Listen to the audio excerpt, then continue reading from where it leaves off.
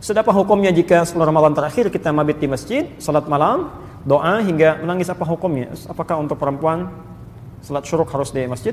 Baik, hukum beribadah di masjid 10 hari terakhir i'tikaf ya maksudnya. Bahkan ada bab khusus. Ya. I'tikaf itu disunahkan.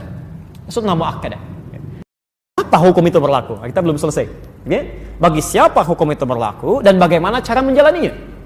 Baik. Pertama, hukum ini berlaku bagi setiap muslim dan setiap juga muslimah yang memiliki keluangan dalam menunaikannya sesuai dengan ketentuan syaratnya. Ya. Pertama, laki-laki nggak ada persoalan. Nggak ada persoalan. Ya, dia bisa i'tikaf di masjid, umumnya tidak ada masalah. Ya. Tapi untuk perempuan setidaknya ada 3 syarat yang melekat. Ini disepakati oleh ahli fikih. Ya. 3 syarat yang melekat. 1, terbebas dari fitnah. Dari fitnah. Ya. Jadi jangan sampai misalnya suaminya di rumah, istrinya ke masjid. I'tikaf di masjid itu nggak boleh. Ya, nggak boleh ya. Harus ada mahram yang sekiranya ada atau teman-teman yang sekiranya bisa memberikan rasa aman. Termasuk pakaian. Ya, pakaian. Oh, semangat i'tikaf tiba-tiba bawa pakaian yang maaf ya, menampilkan aurat yang tidak pantas dilihat, itu pun tidak baik. Yang kedua, aman dari segi tempat. Ya, ada tempat khusus untuk perempuan. Ini nggak boleh bercampur. Ya, nggak tepat kalau misalnya i'tikaf tapi perempuan laki-laki bercampur, bahkan sekatnya cuma kecil. Ya, Anda kan tinggal di situ. Bagaimana ketika orang sholat lihat Anda juga, gitu kan? Kemudian orang lewat lihat Anda istirahat macam-macam, itu nggak boleh. Ada sekat khusus tertentu yang tidak nampak. Ya, dan nampak untuk yang lainnya, tidak terlihat aurat dan sebagainya. Yang ketiga adalah tidak adanya kewajiban di rumah yang berlaku khusus untuk perempuan. Ya, sudah aman dari situ. Ya. Ada anak yang masih disusui, masih dirawat, perlu perhatian. Itu Anda nggak usah i'tikaf, di rumah saja. Ya. Dan masya Allah berita baiknya, kalau mau dicatat silakan di Al-Bukhari nomor hadis 2996. Ya. Saya bacakan aja hadisnya. Idza maridal 'abdu aw safar kutiba lahu mithla ma kana alaihi muqiman sahihan. Masyaallah. Jika seorang hamba memiliki uzur, ya, atau bahkan uzurnya cuma safar, ya, safar. Saya mau safar nih ke Bandung, ya, nanti misal istirahat di kilometer 57, macetnya luar biasa. Ya. Biasanya salat sunnah karena situasi harus cepat, ya maka jamak qasar. Ya, jamak satukan zuhur dengan asar, misal qasar kurangi rakaatnya dari 4 jadi 2. Ya, tunaikan 2. Anda nggak sempat salat sunnah. Itu kata Nabi, walaupun Anda tidak menunaikannya karena terbiasa, itu pahalanya diberikan kepada Anda, tetap dituliskan. Ya, tetap dituliskan. Ya. Maka bagaimana dengan seorang perempuan, misal yang dalam keadaan sucinya selalu beramal, baca Quran, ya, salat sunnah macam-macam, itu dalam keadaan haidnya, itu pahalanya dituliskan. Semuanya, walaupun ibu tidak mengerjakannya. Jadi Allah saya katakan, rugi seorang perempuan kalau dia tidak beramal di masa sucinya, itu saat haidnya cuma pahala fardunya aja. Itu rugi besar. Ya. Nah, kaitan dengan i'tikaf, Nabi menyampaikan di hadis Muslim, Anda temukan kisahnya seorang perempuan Ansar datang kepada Nabi sallallahu alaihi wasallam. Ya. Menyampaikan, "Ya Rasulullah, enak jadi laki-laki," katanya. "Ma," kata Rasul, "kenapa? Bima, enak sekali. Ya, mau haji enggak usah ada mahram, mau jihad bisa kapan saja, mau ke masjid juga bisa nyaman. Ya, kami bagaimana?" Kata Nabi, komentar pertama, ini pertanyaan terbaik. Jadi ada sahabat, kata Nabi, tidak ada pertanyaan sebaik yang ini. Kata Rasulullah, sampaikan pada kawan-kawanmu. Padahal Nabi tidak diberitahu kalau dia ini utusan. Di ngobrol dengan teman-temannya, kita berdiskusi begini, sampaikan pada Nabi, ini persoalan kita begini. Kata Nabi, sampaikan pada teman-temanmu apa yang dilakukan oleh pria-pria di luar rumah. Sepanjang engkau ridha memberikan kebaikan untuknya, maka engkau mendapat pahala yang sama dengan yang mereka kerjakan. Maka kenapa ibu tidak siapkan untuk suami anak yang laki-laki? Nah, i'tikaf dengan ayah ya, mama siapkan ininya, ini kelengkapan, ini segala yang mama doakan dari sini. Itu Anda mendapatkan pahala yang sama sekalipun tidak menyertainya. Kalau Anda punya uzur. Nanti saya kisahkan di akhir kalau masih ada waktu, bagaimana seorang perempuan dan suami bisa kompak punya program menghafal Quran padahal di 2 tempat yang berbeda. Nanti Anda lihat bagaimana Allah memberikan kemuliaannya. Ya. Jadi itu yang pertama. Nah, kalau sudah ada di masjid, bagaimana acaranya? I'tikaf itu kan dari kata akaf. Akaf artinya fokus. Fokus pada sesuatu. Ditambah dengan alif dan ta, i'takafa, usaha yang maksimal untuk fokus. Jadi salah satu faedah i'tikaf itu adalah, salah satu manfaatnya, supaya bisa memfokuskan diri kita untuk kepentingan ibadah saja. Sebab beda di rumah dengan di masjid itu lain. Ya.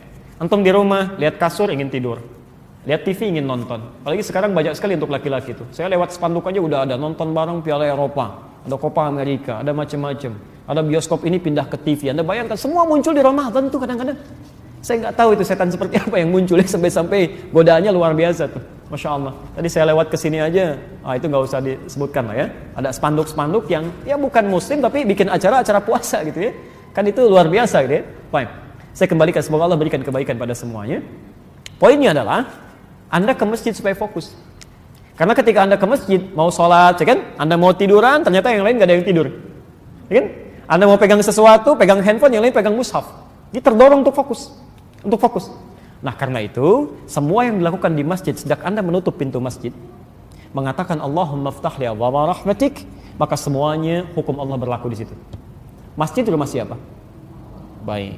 Perhatikan sekarang, rumah kita saja ketika masuk, bukankah kita bikin aturan? Boleh nggak saya masuk ke rumah ibu atau bapak misalnya, masuk lewat jendela, terus tidur seenaknya gitu kan? Nah ibu bapak bisa marah. Maka Allah pun punya aturan. Rumah Allah beda dengan rumah kita. Masuknya kaki kanan, ada doa yang dibacakan, ada harus salat dulu 2 rakaat, ada baru duduk, ada yang boleh, ada yang nggak boleh dilakukan. Maka pertama kali ketika Anda masuk masjid mau i'tikaf, keluarkan aturan-aturan Allah. Ya, apa yang mau dilakukan, apa yang tidak boleh. Termasuk ada ta'lim juga yang nggak boleh dilakukan. Ta'lim yang benar silahkan, yang tidak bagus tidak. Jadi semua yang boleh dilakukan adalah yang memotivasi kita untuk fokus ibadah. Yang tidak fokus jauhkan. Atau yang terlihat seperti fokus tapi mengandung unsur ya. Dipaksa nangis, orang nggak mau nangis, dipaksa nangis, ngapain? Ya kalau mau baca Quran baca aja, kalau mau istighfar. Jangan mengadakan sesuatu untuk cari sensasi, itu nggak benar. Ya, termasuk kegiatan yang tidak bermanfaat, tutur yang tidak bermanfaat, ta'lim yang tidak bermanfaat, ada itu kata Nabi. Anda kalau punya Sahih Muslim, ya jilid yang pertama terbitan Darul Hadits, jilid pertama halaman 111, ya 111, bab yang keempat, hadis nomor 6, posisi paling kiri sebelah atas dari Abu Hurairah. Ya. Itu Imam Muslim memberikan judulnya begini, saya bacakan. Babun nahyi an akhdhir riwayati anid du'afa.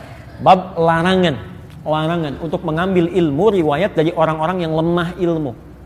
Anda bisa bayangkan, ya. Lemah ilmu aja nggak boleh diambil, apalagi yang nggak ada ilmunya. Ya. Kemarin kok jadi pelawak, sekarang jadi ustaz. Mohon maaf ya. Kemarin jadi penari, sekarang jadi ustaz. Ya Anda harus selektif dong. Ya. Harus selektif, harus dilihat. Ya mereka mungkin ingin merubah kan, tapi dalam konteks dia menyampaikan sesuatu, kalau tidak ada ilmu nggak boleh diambil. Lemah aja nggak boleh. Ya. Termasuk maaf, Anda pun jangan zalim kepada para ustaz. Kalau ustaz bukan di bidangnya, jangan diberikan materinya. Ya, misal ada ustaz spesifikasi di bidang A, spesialisasi Quran, jangan Anda kasih hadis misalnya, nggak akan nyambung. Ya, atau Anda kasih fikih, nggak akan nyambung, bisa keliru nanti. Ya, kecuali memang menguasai di bidangnya. Itu yang paling bahaya, ya, paling bahaya di situ. Bisa salah nantinya.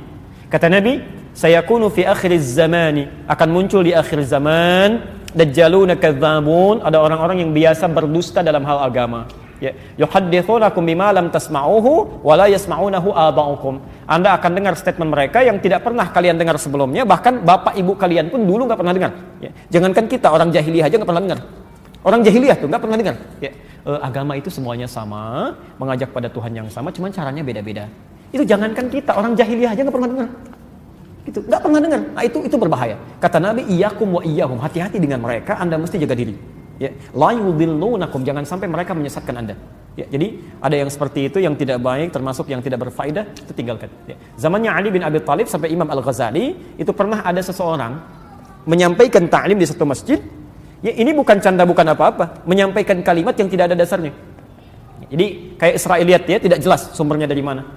Itu dicek lagi oleh Ali bin Abi Thalib, termasuk Imam Al-Ghazali setelah masa yang sama, ya masa yang berbeda dengan situasi yang sama, itu besoknya nggak ngajar lagi, saking ketatnya bahwa agama itu bukan mainan, ya, bukan mainan.